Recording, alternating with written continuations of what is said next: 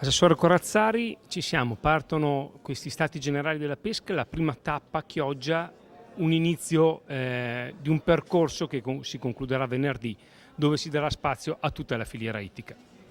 Sicuramente un appuntamento molto atteso da tutto il settore, da tutti gli operatori. Era dal 2014 che il Veneto attendeva questi stati generali della pesca che coinvolgeranno tutte le principali località della costa veneta. Si comincia naturalmente a Chioggia, la nostra prima e più grande marineria, tra le più grandi d'Italia, l'occasione per fare il punto della situazione, un appuntamento anche molto tecnico che andrà a esporre il libro bianco della pesca, la carta ittica regionale, l'opportunità per un serio confronto sulle tematiche della pesca in un momento di situazioni di difficoltà legate al post pandemia e anche all'attuale situazione di emergenza legata all'aumento delle materie prime e al caro gasolio, però anche l'opportunità per costruire quelle che saranno le strategie future della regione del Veneto, sia in un'ottica regionale nell'utilizzo di quelle che saranno le risorse del FEAMP e anche in un'ottica di distretto dell'Alto Adriatico, perché le esigenze e le peculiarità del nostro mare vanno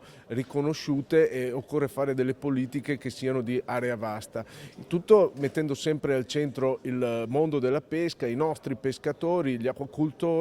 che sappiamo bene come siano non solo delle professionalità approfondite e dei grandi conoscitori del nostro mare, delle nostre lagune, ma hanno anche una valenza di carattere sociale, ambientale e culturale che noi vogliamo preservare, un grande valore identitario per le nostre località costiere e per la comunità veneta. Detto questo, il nostro obiettivo è dare uno sguardo verso la pesca del futuro, porre quelli che siano gli obiettivi, le strategie del futuro in un'ottica sicuramente di sostenibilità non solo ambientale ma soprattutto una sostenibilità economica e occupazionale, ben consapevoli del valore e dell'importanza che ha questo comparto e del fatto che i nostri pescatori devono poter guardare con fiducia al futuro.